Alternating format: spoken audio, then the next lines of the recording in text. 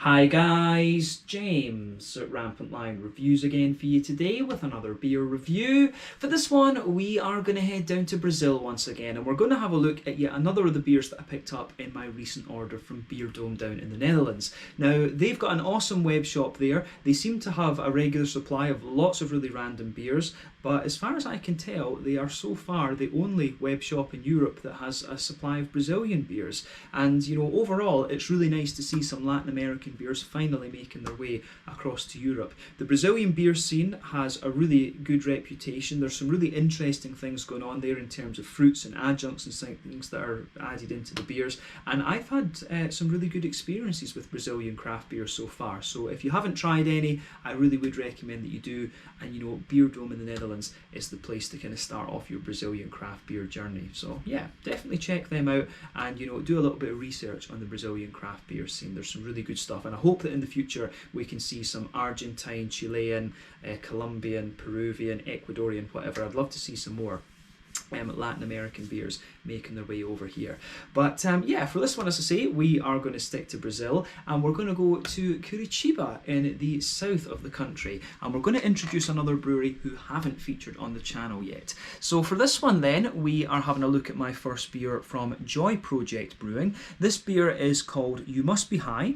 It comes in at 8.6% ABV, and this one is a double IPA. Apparently this one is a Californian style IPA according to the Untappd, so I'm guessing that means it will be a West Coaster.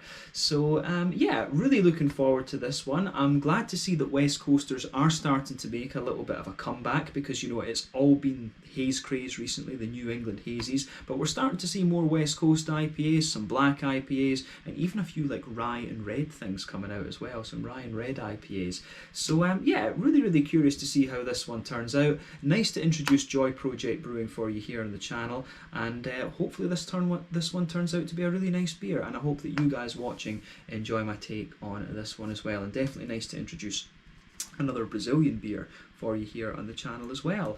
So yeah, let's see how we get on with this one then. So as always with my reviews, I'll tell you a little bit about the brewery before we taste the beer. If you want to get straight to the tasting, just fast forward.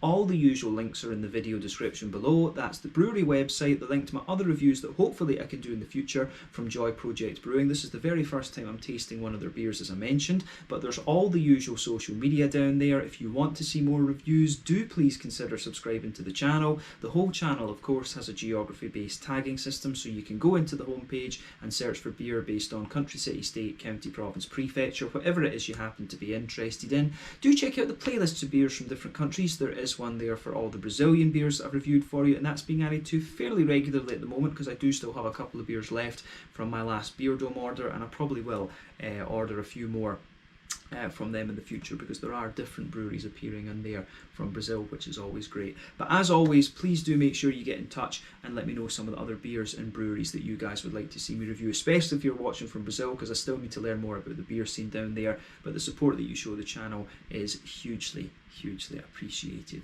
Like I say, always nice to hear from you guys. So yeah, to move on to the brewery history then, let's have a little look at my brewery notes for this video. So as I've mentioned to you already, Project Brewing are based in Curitiba in Paraná in the south of Brazil, and the company started brewing in March of 2018, and the two men behind the company are Diego Neri, who used to work in the IT industry, and Everton Delfino, who worked as an economist. So the two began to homebrew together just as a hobby, and then decided to turn professional, having got a lot of good feedback on their beer, and they also won some medals in local homebrewing competitions as well. So when they went commercial, they chose the name Joy Project with a twofold idea. Joy, because they intended to bring some energy into the local beer scene. Apparently in Curitiba there's lots of kind of lager breweries and stuff like this, and they wanted to be a little bit different. And project is to signify that they're always going to be brewing something new. Apparently they're going to try and bring out like a new 4-pack of different beers every month, which I think is quite a nice ambition to have. But Diego is the one who's responsible for the main brewing activities, but they've created the majority of the recipes together. More recently, they've added Paolo Matura to the team to help with the brewing, and at first they were operating as a contract brewery. These days, though, they are operating as a brew pub, and they produce around 6,000 litres of beer per month, and they operate a tap room on site as well, obviously. But they've got plans to expand the brewery capacity further, and they've also just started distilling rum and cachaça, if I'm pronouncing that correctly, which is a Brazilian it's a Brazilian spirit, if you like, that's derived from sugarcane, from what I understand. So I'll need to try that at some point. I need to get to go over to Latin America and visit it. I think I've been to Mexico very, very briefly, but you know, I need to go down to South America and have a little look at that. And Brazil, obviously, when they've got all these craft beers, would be a very, very good candidate. So yeah, as of March 2021, when I'm filming this review for you, these guys have produced 85 different kinds of beer, and there's a whole variety of different styles in there. So yeah, definitely cool to have one of their beers to review for you here on the channel, and that is all I can really tell you about these guys at the moment. A big thank you to Everton for messaging me through Instagram and giving me the information on this brewery, because obviously it's quite difficult to find the information on these Brazilian breweries, because I'm not, I don't speak Portuguese. I've got no experience of Portuguese or Spanish. Even Spanish would help trying to find things on the internet about these breweries. So yeah, big thank you to Everton for providing all the information that I just told you in the kind of brewery notes section of this video. But yeah, as I say, that's all I can really tell you about these guys. If you want to learn more, you can check out the brewery website. You can follow them on Facebook and Instagram to keep up to date with all the latest goings on, and you can of course check out the Rate Beer, Untappd and Beer Advocate pages to learn more about all the different beers that these guys have done. So yeah, that's, as I say, let's get on to this beer itself then. So as you can see, the artwork on this one does look pretty nice, I have to say. There you can see the guy's going to dive into the pool, and there seems to be, is that a tuna, I think? And then they've got another kind of random fish down there as well. I'm not big on my fishing, if you like. You can see there's a carp up there as well. I definitely recognise carp because my girlfriend is from Japan, so there's a lot of those in Japan, although it could be a catfish or something. I'll say it's a carp and I'll be wrong. But yeah, that's just how it goes sometimes. But there you can see, You Must Be High, 8.6% IPA, this one. As I said, the Untappd said this was supposed to be a California style IPA. So yeah, you can see on the back there is the Joy Project Brewing symbol. 8.6% ABV, this one. Apparently it's hopped with Equinox and Citra. Both of these hops are American, both roughly around 14% alpha acid. Citra's going to give you some lovely mango notes and a lot of different kind of complexities and things, whereas Equinox really leans towards that kind of limey side of things. This beer is 473 millilitres. It's in a 1 American pint can.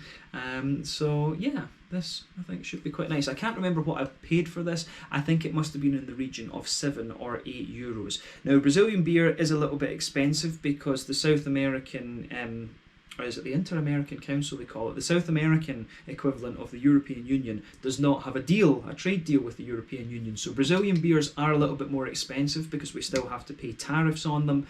But you know, the novelty of trying some Brazilian beers was a bit too much to resist, to be quite honest with you. So I was quite happy to pay a little bit more to try some different breweries from Brazil. So yeah, this one is a little bit expensive compared to what you might pay for some beers in Europe, but the Brazilian beers are good quality. So from a novelty perspective and a quality perspective, I think it's worth it. I do think it's worth it. So yeah, 7 euros roughly for this beer. So that's roughly about $8 American, and then in sterling that's going to be about £6.25, £6.50, something like that. So yeah, 473 millilitres, 8.6%. I think it's going to be West Coast double IPA with Citra and Equinox. Let's get this guy out and we'll get on with the tasting then. It should be a really nice one. So yeah, let's have a look at this. I will say as well that this beer will not be quite at its freshest because obviously it takes a little bit of time to travel across from Brazil, and I've also had the issue of not being able to get the information on this brewery for a while, because I actually emailed the brewery twice and they didn't manage. I don't know what happened to the emails, but yeah, they replied to me when I went through Instagram, so maybe I should just do that in the future, just contact the breweries through Instagram rather than emailing them. So I'll remember that going forward. But anyway, that's done now. But yeah, as you can see with this beer, it's actually poured. It looks a little bit more like a New England, to be honest with you. And it did say that this on the Untappd that it was supposed to be more of a California style IPA, this one. But yeah, if we shine the light through this, it does have a little bit more of a kind of natural haze thing going on with it, rather than being, you know, sort of hazy, cloudy sort of thing like you would expect from the New England IPAs. When we poured the beer, it had about a half finger or a 2/3 finger of our frothy, I would say cream coloured head. I wouldn't describe the head on this one as being, you know, perfect white, if that makes sense. But yeah, there's one or two big bubbles sticking towards the side of the glass, a few little ones going up towards the bottom of that head there. But yeah, it looks pretty nice. If we shine the light through this, you can see one or two, well, not one or two, you can see quite a few little bits of particulate matter floating around. But you know, that's to be expected from these beers. There has been obviously a little bit of sedimentation in this one, but obviously the thing that stands out is the level of haze on this one. It's like, to you guys on the camera, just looking at the little viewfinder here, it appears more like a New England IPA, and I'll tell you, when I opened this, it did smell a little bit more like a New England IPA, to be honest with you too. So if I stick my fingers behind the glass, you can see that haze is quite significant. And in terms of colour, I would describe this one as having, it's a bit of a darker yellow, but it does have a wee kind of ambery hint to it as well. So yeah, it's somewhere in between a New England and a West Coaster, I think. It doesn't, you know, it says on the side here, when I looked at the ingredients list, it didn't say, as far as I can tell, water, malt, hops, high maltose and levedura. I'm not sure exactly what levedura is, because I don't speak Portuguese. But yeah, it does look, I think it's fair to say this one does look a little bit like a New England IPA, and just from the little kind of whiffs that I got of it, it does smell a little bit more like a New England. So I'm not sure if the Untappd, if there is something maybe a little bit awry on the Untappd posting for this beer, but we'll see. Let's take a closer look at the aroma of this one then and see how we got on, but nothing overly surprising about the beer in terms of its appearance. But yeah, certainly looks the part of an IPA. Oh yeah, no, in the aroma, it has got a bit more of a West Coasty character to it. In fairness, one of the things I probably should have said would be, you know, some West Coasters, I have seen West Coast IPAs that have a bit of wheat in them or have a little bit of oat in them. It's not listed on the ingredients, of course, wheat and oat, I think. As I say, I wasn't sure what the last word meant, but it does actually, you know, when you go into it a bit more closely, it does smell a little bit more West Coasty. So yeah, maybe I need to eat my words on that. But yeah, the aroma of that beer is pretty damn nice actually. So straight away with this one then, you can smell a little bit of a nice kind of bready backbone in there, obviously a little bit of pale malt, you can smell that just forming the backbone of the beer, and it's got a good little degree of sweetness to it as well actually. So there's maybe something like, the Brazilians obviously, it's a big country, I'm guessing they've got quite a lot of different malts. I know they produce their own hops to a small degree at the moment down there. I think that's going to be one of the next big things in craft beer, would be hops produced in Argentina and in Brazil and things like this, because they've got a lot of arable land down there obviously. So that's a big, that'll be the next big thing I think, or one of the next big things in the craft beer will be South American hops. I'm sure there's big potential there.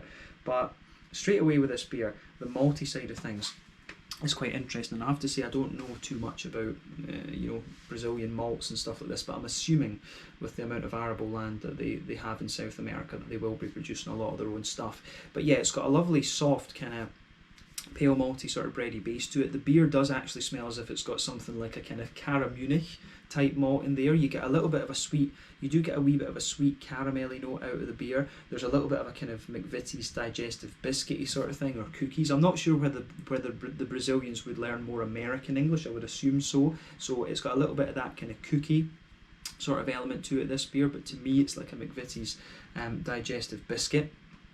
It's kind of like that, but yeah, sweet caramel in there. Not any real signs of a kind of toasted brown sugar, if that makes sense. It's more of a sweet caramel, McVitie's digestive biscuit, cookie, as we say. A little bit of a kind of more smooth bready note under there as well. There's a little bit of bread crust to this beer. It actually reminds me to a degree of some of the German brewed IPAs that I've had in recent times. This beer has quite a few characteristics that are remnant of that, namely the sort of breadiness and the sort of way that those interact with the way that the bready elements interact with the brown sugar. So the aroma you get out of this really reminds me of like Cara Munich malt.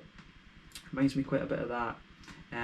But to some degree, there's also a little. It also reminds me a little bit of the likes of the crystal and the two row malts that you can get in a lot of the West Coast IPAs. So yeah, the more that I smell this beer, the more that I say, the more that I start to think it leans towards the West Coast side of things. But it does have a little bit of that kind of softer element, almost a little touch of like oatiness, a little bit of oaty smoothness, or a little bit of a wheaty character. There is something about this beer. It just has a little bit of that New England type vibe to it. You do get a wee bit of those kind of things out of the beer. I think it's just the sheer softness of the malt base, but it does remind me to an extent of the German brewed West Coast IPAs that I've had in recent times.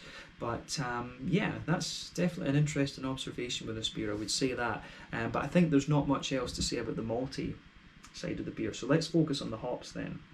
So for me, the hoppy side of things is kind of what you would expect. You can smell as well that this beer is not at its freshest. Like I said, there's earlier on in the video, there's reasons for that. We're not going to hold that against the brewery, because obviously we get this beer a bit later than intended. But anyway, but yeah, at the back of the nose you can pick up a little bit of earthiness out of the beer. As you move further forward on the nose, it does start to get quite big and floral. Like I said, both of these hops are high alpha acid American hops, 14%. You've got quite a nice big floral aromatic note out of the beer. I'm not sure how bitter this one is going to be. It says on the can it's 75 IBUs, so that would indicate there's quite a bit of early edition hop in this one. So I'm curious to see whether they would have used something like Columbus in the early stages. Remember, when you add the hops in the early stages of the beer, that's when you get most of the bitterness. But if you add the hops later on, that's when you start to get more kind of flavour and aroma. You've got a trade-off basically over the period of your wort boil, and an IPA like this is going to undergo a wort boil of between 70 and 90 minutes, and that of course affects the colour of your beer as well, remember, because the sugar's caramelising. But yeah, this one, to me, I think this, if it's got 75 IBUs, it's going to have a significant portion of the hops added in the early parts of the boil. But yeah, you get a good green component out of this one. You can smell some nice big floral aromatic notes. There's a good little bit of grassiness in here, and it's also a little bit zesty. And then yeah, you've got the fruity side of the beer. But the green component for me is definitely quite big and American and big and floral, which is what you want actually. So yeah, that's good. But in terms of the fruitiness then, if you know these two hops, this beer is kind of giving you what you would expect. So for me, you do get a little bit of a kind of pungent passion fruit. That's going to come from the Citra, because Citra does have some of those grapefruity, passion fruity sort of things in its locker, which I do enjoy. There's some nice oily sort of mangoey notes to the beer as well. And remember, in a West Coast IPA, the fruits tend to be a little bit more oily. So yeah, definitely mango in there, and a bit of passion fruity, grapefruity sort of thing. And you do get quite a lot of lime in this one too. The Citra is going to amplify the lime a little bit, because it does have its own kind of lemon limey properties, if you like. It's quite a complex hop actually, Citra. So yeah, there's quite a few interesting things going on in this beer, but it gives you what you would expect of the hops. The more that I smell of the beer, I get a little touch of a kind of lemony quality out of it as well. There's quite a bit of a kind of grassy estery zest on the front of this one. But yeah, I get a lot of Citra out of this one. The Citra, I think, for me is slightly more dominant over the Equinaut. The sort of mangoey notes, the passion fruit and stuff, that does become more dominant the more that I smell of this one. But like I say, there's you get quite a bit of that kind of quite bright lime sort of thing that you would expect of the Equinaut in this beer as well, and a few lemony notes, and then that grassy zest. So aroma wise, on the fruity side of things, it's what you would expect if you know these hops. But as I always say, take a little bit of time to enjoy the aroma of the beer before you get stuck into it. But we're going to have a taste of this one now and see how we get on. So this one is the You Must Be High double IPA, coming in at 8.6% ABV from Project Brewing in Curitiba in Paraná in the south of Brazil. Nice to have another Brazilian beer for you here on the channel. Let's get stuck in. Slanja, Skol, and I believe we say Felicidades. Cheers.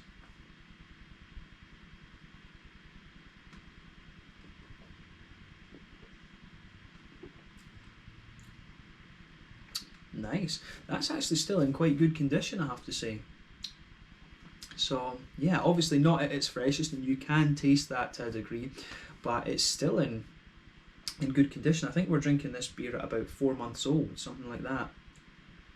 So yeah, that is pretty damn good for how old the beer is. So I would love to try something fresh from these guys, but it's still in good condition. So well done, Joy Brewing, Joy Project.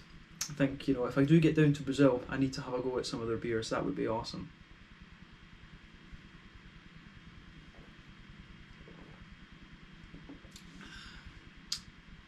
Yeah, that's I have to say that is a really solid IPA actually. So again, this is another example of how good the Brazilian craft beer scene is. Hats off to them. Probably the closest thing to Brazilian style brewing that we have here in Europe would be Coolhead up in Finland. The guy who owns that brewery is Brazilian. He likes putting lots of random fruits and stuff in his beer, so they're doing some really exciting stuff up there in Coolhead. So yeah, I would recommend that you check those guys out if you're watching the channel from Europe. Coolhead are starting to get out there a little bit more and get their beers across Europe. This one is a little bit more kind of straight up than some of the other ones that I've had in this little Brazilian series that I've been doing for you. This is a properly solid, pardon me, West Coast IPA, and it definitely has that West Coast bitterness like the can says it's going to. So yeah, this is the other IPAs we've had so far have been New Englanders, but this is definitely a West Coaster, so glad about that. Nice to have a little bit of variance between the videos. But yeah, let's try and break this beer down then and see how we get on.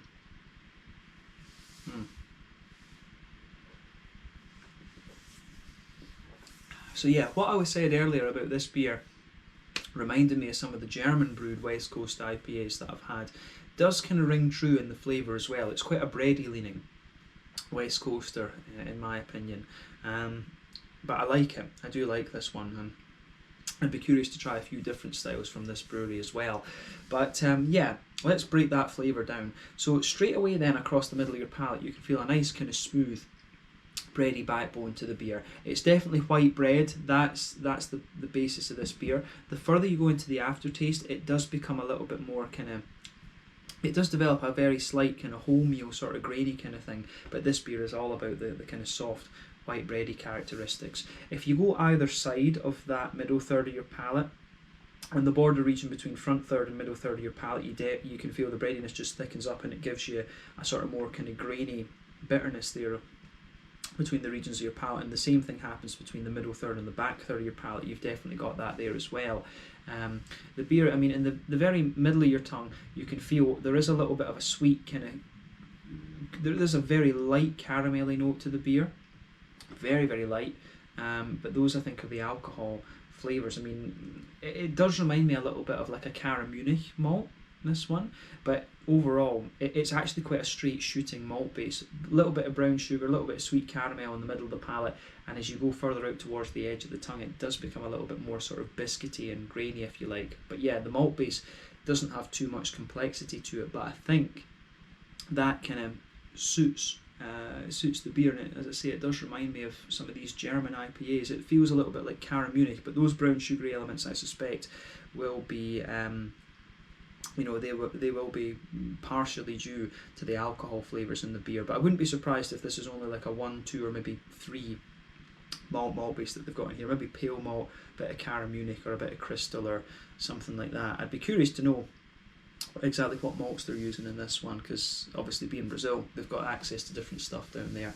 But yeah, malt base is pretty solid in this one, but really quite a bready leaning West Coast IPA, this one. It's got the sort of German malty smoothness to it at the same time, which I do quite like. But yeah, on the back third of your palate then, you can feel that the beer, it has a little bit of a, it does have a little bit of a kind of thickness to it there. You can feel the more yeasty elements of the beer on that back third of your palate there, so you can feel the sort of white bready, soft white bready kind of fluffy thing there, but then the yeast kind of sits on top of that. So on the back third of your palate, you can feel that the beer is a little bit thicker, and as you move further forward, you can feel that the thickness just drops away, and then it drops quite drastically as you reach that border region between middle third and back third of your palate, and then going through the middle third of your palate, you've got those flavours that I just described, but in terms of thickness, those are a little bit more kind of dense, if that makes sense. But yeah, A little bit of an almost wheaty type bitiness on the back of the palate, soft white bready notes, and then the kind of fluffier yeasty elements. Some interesting things going on in the malty yeasty side of things, so I like how that goes together. Thumbs up to Joy. To Joy Project Brewing. I'll keep wanting to call these guys like Joy Division, but yeah, Joy Project Brewing. But yeah, malty side of things and yeasty side of things works really well. Hoppy side of the beer then. Back corners of the palate, there's definitely a wee bit of earthiness here. As you move further forward on this one, it does become a little bit, you've got a little bit of a herbal quality there, but this beer, as you move along the front sides of the palate quite quickly, it becomes it does become a little bit sort of spicy and things. You have to remember that when these beers are a little bit older, the sort of spiciness of the green component of the beer does become a little bit more pronounced. But since this is a West Coast IPA, it is designed to have higher IBU counts, and so that's also playing a role here as well. But going from the flavour in this beer, I wouldn't be surprised if there's something like a little bit of Columbus has been used as a bittering hop, but then again, this style, the West Coast IPA, needs early edition hops, and the sort of big floral and slightly spicy notes that you get out of this beer, they are a little bit more kind of reminiscent of, you will get these notes out of Equinox and Citra if you use them as early edition hops. You will get that big sort of spicy note that this beer has. You do get a little bit of that dustiness off of this one as well, that the beer's been dry hopped, and I mean these days most beers are dry hopped during the fermentation, if you like, so you do get a wee bit of dustiness, that hoppy dusty sort of thing on the side of the palate too. But yeah, I do like how that goes together in this one. It's got a nice green component to it, this beer. Around the front curve of the palate, of course, you've got a bit of a kind of grassy ester to the beer too, and it's got a wee touch of zestiness, so I like how that side of the beer goes together, absolutely.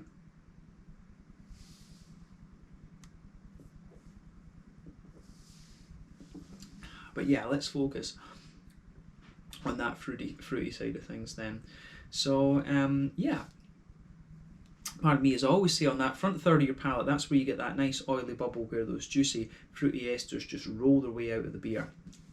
So if you go to the back of that front third of your palate, again, this is like I say, on that border region, you get that slightly thicker bready note and a bit of a kind of bread crusty, grainy sort of thing. The basis of that front third of your palate is a little bit more of a kind of smooth, bready sort of thing there. It's almost got a little bit of that oaty, powdery sort of smoothness thing, but I don't think there's oats in this beer, like I said. But yeah, it's quite a smooth, bready base that you get out of this one. Back third of your palate, it's a little bit more, you get a bit of that kind of pungent passion fruit, a little bit of, I would even go as far as saying there's a bit of grapefruit to this one. It does have that level of pungency to it, but then as you move further forward, it softens up and becomes a little bit more passion fruity. Then you start to get the juicier mangoes out of the beer, and as you reach the kind of halfway point on that front third of your palate, there's a little bit of the apricot-y element that you would expect of that you can get from Citra as well. But the front half of that front third of your palate is all about that kind of limey note from the Equinox.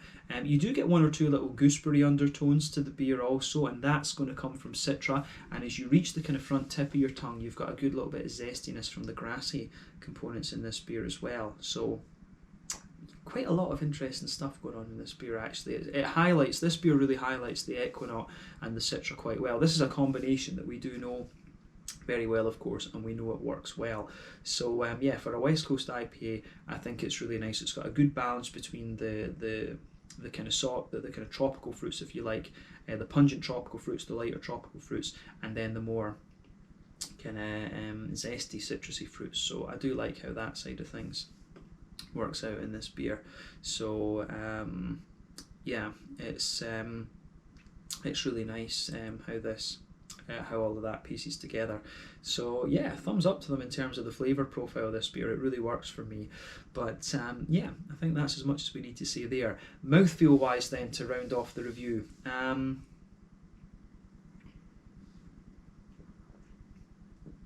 think overall for me, this is quite a nice mid-bodied beer. It does, lean a little bit towards the top end of mid-bodied. The carbonation is very smooth in this one, and I would say that this beer has a degree of oiliness to it and a little bit of slickness, and that's what you want from a West Coast IPA. You do want a bit of oiliness and slickness to it. As I said earlier, overall I would regard this beer as being one of the breadier West Coast IPAs I have, but I'm in no doubt about this one in terms of its style. This is definitely a West Coast IPA. There's no doubt in my mind about that. And the more that you drink of this, the more you can get the boozier flavours in the middle of your palate. You get more of that kind of biscuity, sweet caramel sort of thing. That pushes its way out of the beer the more that you drink of this one. So 100% West Coast IPA. No doubt in my mind about that, but definitely one of the breadier leaning ones that I've come across in recent times. You can, with a West Coast IPA, you can be more caramelly and oily, like Sierra Nevada Torpedo, or you can be more bready and kind of smooth, like Pliny the Elder from Russian River. You've also got these German. I would go as far with this one as saying the breadiness is akin to the German brewed West Coast IPAs that I've had. So yeah, like I say, the malt base in this one has a lovely smoothness to it. It does develop a bit of sweetness later on and a wee touch of graininess. I can appreciate that about this beer. And the malt base has as I say, it's a lovely smoothness, and I really like how that goes together. It develops a little bit the more you drink of the beer. In terms of the hoppy bitterness, it tells you on the can that it's 75 IBUs. I'm glad about that because, distinguishing the IBUs is probably my weakest part of reviewing beer. I always mix it up. I'll either say it's too low or too high. It's quite a difficult thing to do, but yeah, 75 IBUs is a nice level of bitterness from this one. It's got a wee bit of dustiness as well, as I say, from the hoppy bitterness, and you've got some lovely just juicy fruity notes to this one, and the fruits have just a little bit of an oily component to them, which again is something you'd want from a West Coast IPA.